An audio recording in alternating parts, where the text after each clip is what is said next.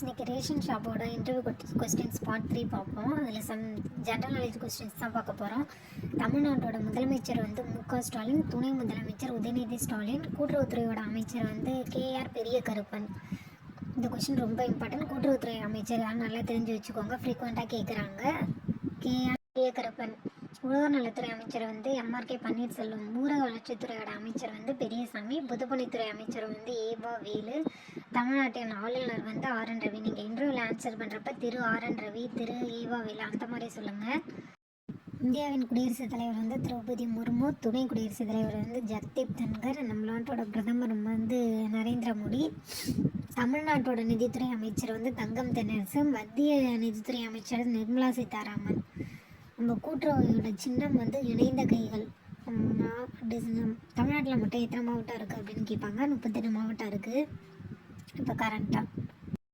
கூட்டுறவு, உணவு மற்றும் நுகர்வோர் பாதுகாப்புத்துறையோட செயலாளர் அப்படின்னு கேட்டாங்கன்னா டாக்டர் ஜி ராதாகிருஷ்ணன். உணவு மற்றும் உணவுப் பொருள் வழங்கல் துறை அமைச்சர், அதோட அமைச்சர் வந்து யார் அப்படின்னா திரு சக்கரபாணி அவர்கள். ஸ்மார்ட் ரேஷன் கார்டு திட்டம் வந்து எப்போ தொடங்கினாங்க அப்படின்னா ஏப்ரல் 1, 2017. உச்சநீதிமன்றத்தோட தலைமை நீதிபதியாக சஞ்சீவ் கண்ணா. அவங்க இப்போ ரீசெண்டாக நவம்பர் 1, 2024 தான் பதவிக்கு வந்தாங்க. ஸ்மார்ட் ரேஷன் கார்டு அட்டை என்னென்ன இருக்கும் அப்படின்னு கேட்டிருப்பாங்க. அதில் வந்து நம்ம என்ன கார்டு யூஸ் பண்ணுறோம், அந்த கார்டோட வகை, அந்த அட்டையோட எண், கடையோட குறியீடு, அப்புறம் நம்மளோட ஃபோட்டோ, குடும்ப தலைவர் எல்லாம் தலைவியோட பெயர், அப்புறம் குடும்ப உறுப்பினரோட பெயர், அதெல்லாம் இருக்கும். நம்ம அட்ரஸ் இருக்கும். ஏதாச்சும் மிஸ் பண்ணியிருந்தால் கமெண்ட் பண்ணுங்கள். கூட்டுறவு கொடியில் எத்தனை வண்ணம் இருக்கும் அப்படின்னு கேட்பாங்க. 7 வண்ணங்கள். மக்கள் தொகை அதிகம் இருக்கிற மாவட்டம் வந்து சென்னை, குறைவாக இருக்கிறது வந்து நீலகிரி. ஜிஎஸ்டி வந்து எப்போ நடைமுறைக்கு வந்துச்சு அப்படின்னா 1 ஜூலை 2017. பாமாயில் நிலம் வந்து எந்த நாட்டிலேருந்து இறக்குமதி செய்கிறாங்கன்னா இந்தோனேஷியா.